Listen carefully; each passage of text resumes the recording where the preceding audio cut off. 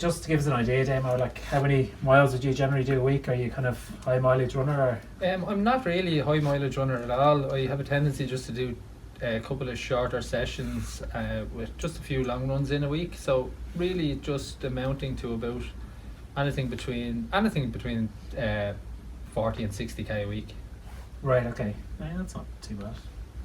Not too high. Nearly manage that myself. Yeah, a lot of the training at the moment, like, it would be fairly sporadic. Right. And you'd be doing it all on the road, or you're probably in Parnell, you're doing a bit of grass here? Yeah, if I venture up to Parnell on a Sunday morning, it'd probably, at the moment, it's probably half on trail and half on the road. Right. So okay. I'd say about 85% of all my running now at the moment is probably done on the road. Right, okay. And how did you find these guys on the road in terms of cushioning? Cushioning wise, I found them really good. Now, I was impressed with the new Everrun cushioning system in them.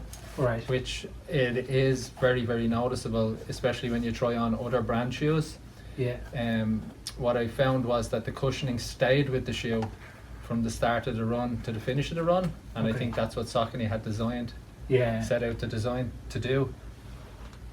And did you find any kind of real negatives with them at all, or? No real negatives at all.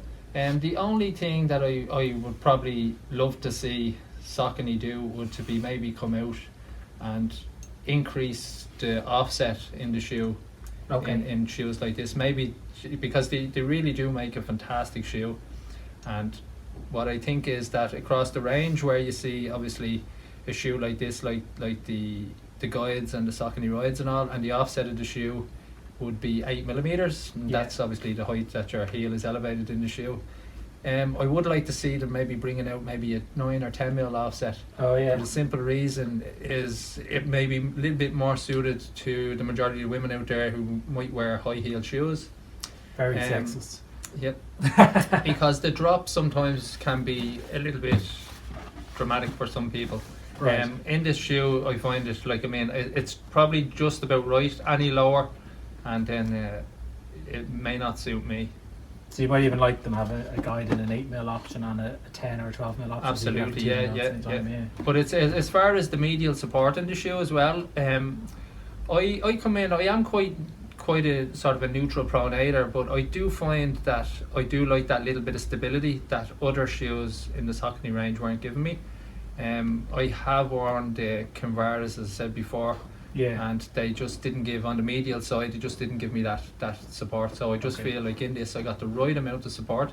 Yeah. It's a very, very fast shoe as well. So if you want to put the foot down, I found that the shoe came with me, so it didn't really hold you back. Other people might say different, but that's what I felt in the shoe. So I did do a couple of kilometers of a pickup, where I started off, as I said before, about 430km pace. Then I took it down to maybe 415, and started increasing it right down to 320km pace. And the shoe came with me, didn't hold me back at all. Felt as good on the first mile as it did on the last. And all in all, I'm really impressed. That sounds good, alright, yeah. We might have a look at it on camera then as well, just see how it holds you up in terms of stuff.